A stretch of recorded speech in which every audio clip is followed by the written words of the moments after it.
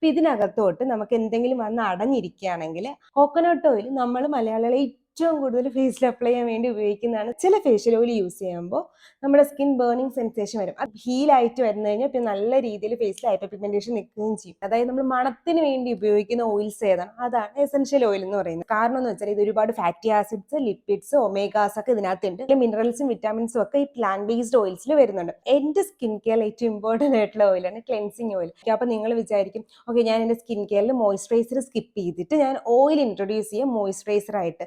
പ്രത്യേകിച്ചും ഡ്രൈ സ്കിൻകാരൊക്കെ ആണെങ്കിൽ നിങ്ങൾക്ക് സ്കിന്നിന് ഹൈഡ്രേഷൻ വേണം. കുറച്ച് എക്സ്ട്രാ ഓയിൽ കൂടെ നമ്മുടെ സ്കിന്നിലോട്ട് കൊടുക്കുമ്പോഴത്തേക്ക് എക്സസീവ് ഓയിലാവും സ്കിന്നിന്. നമ്മൾ എന്തിനാണ് യൂസ് ചെയ്യുന്നത് അതിന്റെ നേരെ ഓപ്പോസിറ്റ് ഫലം കിട്ടാനുള്ള ചാൻസ് ഉണ്ട്. നമ്മൾ സൺസ്ക്രീൻ ഇടുമ്പോൾ അത് പീൽ ആവാനുള്ള ചാൻസ് ഉണ്ട്. നമ്മൾ അതിന്റെ അടിയിൽ ഉപയോഗിക്കുന്ന മോയ്സ്ചറൈസറെ ഡിപ്പെൻഡ് ചെയ്തിട്ട് മോക്കുരു വരുന്നതും നമ്മുടെ സ്കിൻ രാവിലെ എണീക്കുമ്പോൾ ഭയങ്കര ഡള്ളായിട്ടിരിക്കുന്നതൊക്കെ അതുകൊണ്ടാണ്.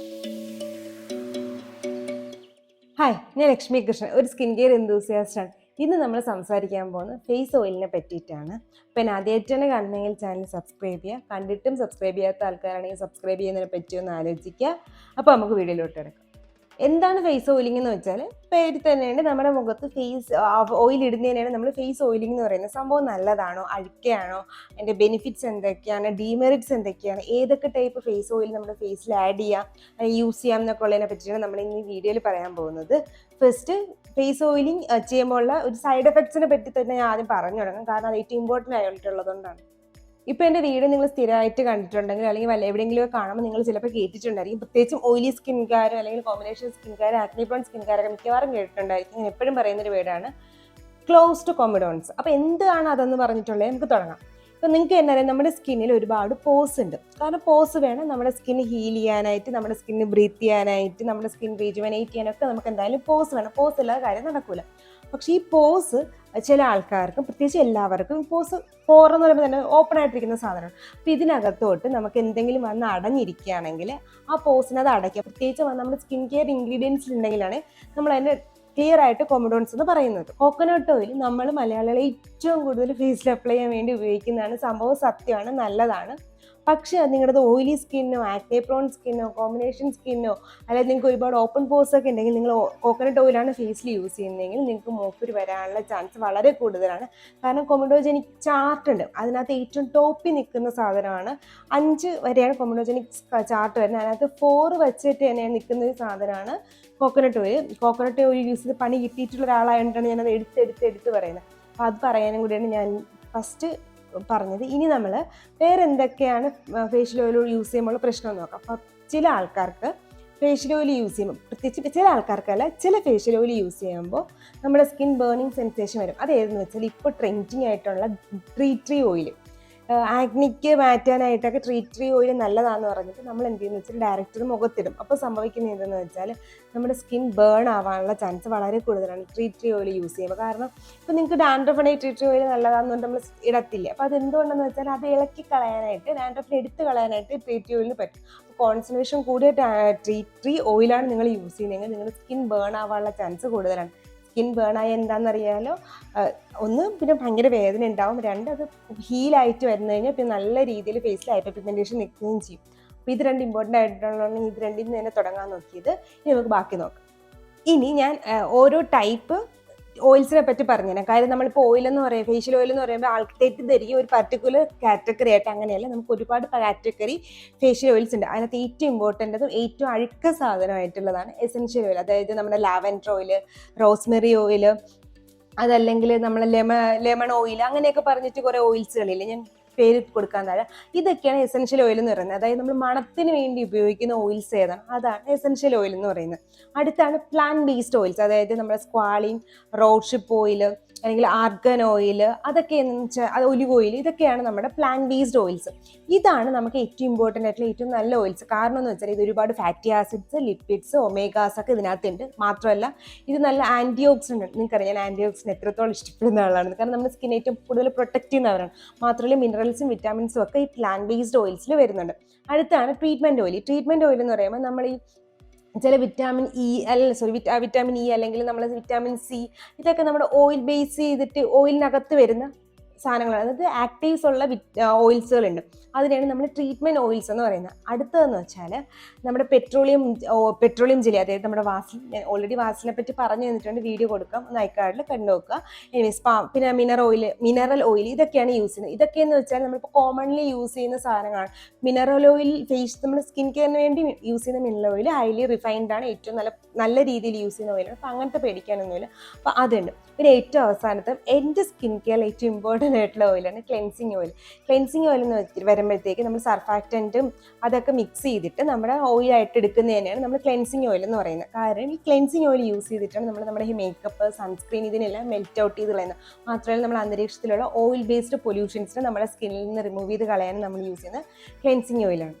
നിങ്ങളുടെ സ്കിൻ കെയറിലോട്ട് ഫേഷ്യൽ ഓയിൽസ് ഇൻട്രൊഡ്യൂസ് ചെയ്യാൻ പോകുന്ന ആൾക്കാരാണെങ്കിൽ ഈ വീഡിയോ മൊത്തം ഒന്ന് കണ്ടിട്ട് ഇൻട്രൊഡ്യൂസ് ചെയ്യാൻ ശ്രദ്ധിക്കുക. കാര്യം ഞാൻ ഇതിനകത്ത് കുറേ മിസ്റ്റേക്കുകൾ പറയുന്നുണ്ട്. അപ്പോൾ ആ മിസ്റ്റേക്കുകൾ നിങ്ങൾ ചെയ്യാതിരിക്കാനാണ്. ആദ്യത്തേന്ന് വെച്ചാൽ നിങ്ങൾ ചിലപ്പോൾ ഡ്രൈ സ്കിൻ ആയിരിക്കും. അപ്പോൾ നിങ്ങൾ വിചാരിക്കും, ഓക്കെ ഞാൻ എൻ്റെ സ്കിൻ കെയറിൽ മോയ്സ്ചറൈസർ സ്കിപ്പ് ചെയ്തിട്ട് ഞാൻ ഓയിൽ ഇൻട്രൊഡ്യൂസ് ചെയ്യാം മോയ്സ്ചറൈസറായിട്ട്.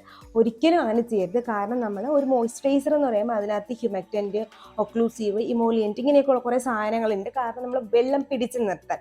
പക്ഷേ നമ്മൾ ഫേഷ്യൽ ഓയിലിനകത്ത് ഇതില്ല. ഒരു ടോപ്പ് ലെയറിൽ നിന്ന് നമ്മുടെ സ്കിന്നിനെ സ്മൂത്താക്കിയും പ്രൊട്ടക്റ്റ് ആക്കിയും ഒന്നല്ലാതെ അതൊരിക്കലും നമുക്ക് വേണ്ട ഹൈഡ്രേഷൻ സ്കിന്നിന് തരത്തില്ല. പ്രത്യേകിച്ചും ഡ്രൈ സ്കിൻകാരൊക്കെ ആണെങ്കിൽ നിങ്ങൾക്ക് സ്കിന്നിന് ഹൈഡ്രേഷൻ വേണം. ആ ഒരു ഹൈഡ്രേഷൻ നിങ്ങളുടെ സ്കിന്നിന് ഒരിക്കലും ഓയിൽ കൂടെ കിട്ടത്തില്ല. വാട്ടറും വേറെയാണ്. അപ്പോൾ ആ ഒരു ഹൈഡ്രേഷൻ നമുക്ക് ഒരിക്കലും ഓയിലിൽ നിന്ന് കിട്ടാത്തത് കൊണ്ട് തന്നെയാണ് നിങ്ങൾ മസ്റ്റായിട്ടും മോയ്സ്ചറൈസർ സ്കിപ്പ് ചെയ്തിട്ട് ഓയിൽ ഒരു മോയ്സ്ചറൈസറായിട്ട് യൂസ് ചെയ്യരുത്.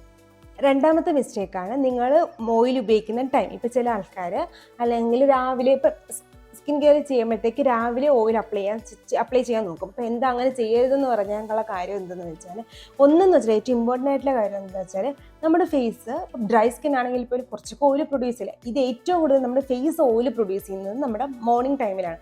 അപ്പം നമ്മൾ ഒരുപാട് ഓയിൽ, കുറച്ച് എക്സ്ട്രാ ഓയിൽ കൂടെ നമ്മുടെ സ്കിന്നിലോട്ട് കൊടുക്കുമ്പോഴത്തേക്ക് എക്സസീവ് ഓയിലാവും സ്കിന്നിന്.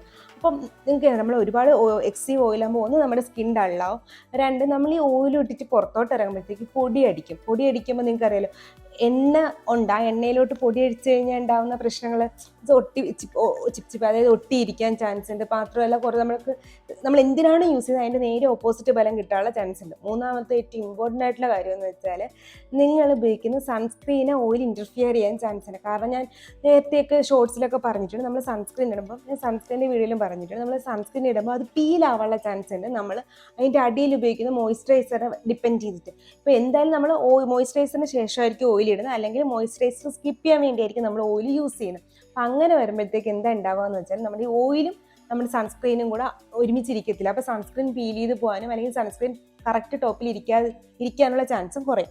അതുകൊണ്ട് എപ്പോഴും ഓയിൽ നിങ്ങൾ നൈറ്റ് ടൈം സ്കിൻ കെയർ റൊട്ടീനിലോട്ട് ആഡ് ചെയ്യുക. ഒന്നാമത്തെ അതിൻ്റെ ഏറ്റവും ഒരു ഉപകാരം എന്ന് വെച്ചാൽ നമുക്ക് ഏറ്റവും കൂടുതൽ സ്കിന്നിൽ നിന്ന് വെള്ളം പുറത്ത് പോകാനുള്ള ചാൻസ് നൈറ്റിലാണ്. ഇപ്പോൾ നിങ്ങൾ AC-യിലോ ഹീറ്ററിലോ ഒക്കെ ഇരിക്കുകയാണെങ്കിൽ എന്തായാലും പോകും.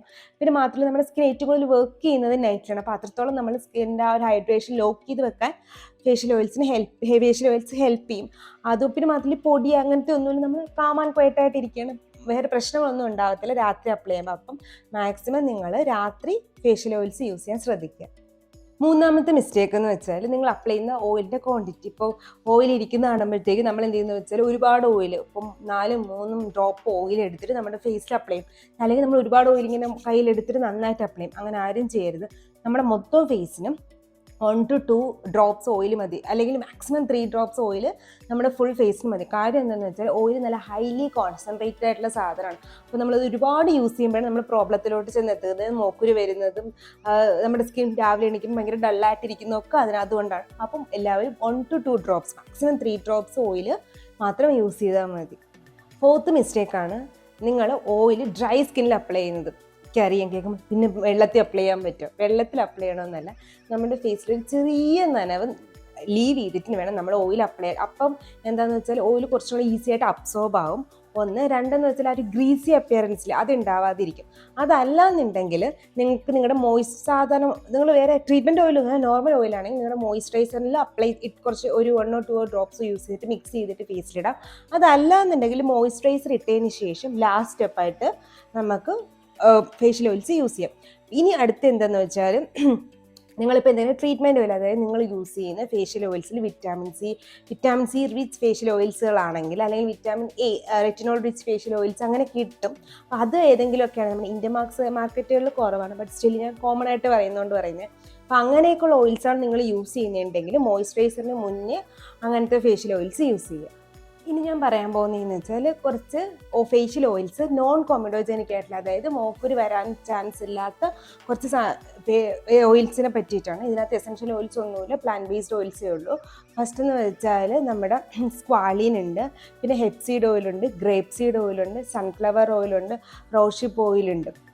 ഈ 5 ഓയിൽ നമുക്ക് നോൺ കൊമഡോജനിക് ആയിട്ടുള്ളതാണ്. അപ്പോൾ അതുകൊണ്ട് തന്നെ നമുക്ക് മുഖത്ത് കുറച്ച് ലൈറ്റ് വെയ്റ്റഡ് ആയതുകൊണ്ട് നമുക്ക് ആക്നി പ്രോൺ സ്കിന്നിനൊക്കെ ആണെങ്കിൽ സൺഫ്ലവർ ഓയിലും ഹിപ്പ് സീഡ് ഓയിലും ഗ്രേപ്പ് സീഡ് ഓയിലും ഒക്കെ നല്ലതാണ്. കാരണം ആക്നി പ്രോൺ സ്കിൻകാർക്ക്, പിന്നെ നിങ്ങൾക്ക് ഹൈപ്പർ പിഗ്മെൻറ്റേഷൻ ഉണ്ടെങ്കിൽ ഞാൻ ഈ പറഞ്ഞ 3 ഓയിൽസിലെ ഹിപ്പ് സീഡ് ഓയിലും അല്ലെങ്കിൽ ഗ്രേപ്പ് സീഡ് ഓയിലും പിന്നെ സൺഫ്ലവർ ഓയിലും ഒക്കെ നമുക്ക് യൂസ് ചെയ്യാൻ പറ്റും. നിങ്ങൾക്ക് വേണമെങ്കിൽ സ്ക്വാലിൻ്റെ ഓയിലും യൂസ് ചെയ്യാൻ, നേരത്തെ പറയാൻ വിട്ടുപോയതാണ്. സ്ക്വാലിനും നല്ലൊരു ഫേഷ്യൽ ഓയിലാണ്. ഇനി അടുത്ത് ഞാൻ പറയാൻ പോകുന്നതെന്ന് വെച്ചാൽ നിങ്ങളൊരു ഫേഷ്യൽ ഓയിൽ വാങ്ങിക്കുമ്പോൾ എന്തൊക്കെ ശ്രദ്ധിക്കണമെന്ന്. എപ്പോഴും അൺറിഫൈൻഡ് ആയിരിക്കണം, ഓർഗാനിക് ആയിരിക്കണം, പിന്നെ കോൾഡ് കംപ്രസ്ഡ് ആയിരിക്കണം. ഇത് കാര്യം എന്തെന്ന് വെച്ചാൽ ഇത് ഇത്രയും ഉണ്ടെങ്കിൽ നമ്മുടെ ഏറ്റവും കൂടുതൽ മിനറൽസും വിറ്റാമിൻസും ആൻറ്റി ഓക്സിഡൻറ്റും ഈ 3 സിറ്റുവേഷനിലേ നമുക്ക് ഓയിൽ കിട്ടത്തുള്ളൂ. പിന്നെ അടുത്ത് നിങ്ങൾ ഓയിൽ യൂസ് ചെയ്യുമ്പോൾ ശ്രദ്ധിക്കേണ്ടതെന്ന് വെച്ചാൽ എണ്ണയെല്ലാം അവിടെ ഇരുന്നോളൂ എന്ന് വിചാരിച്ച് വെക്കരുത്.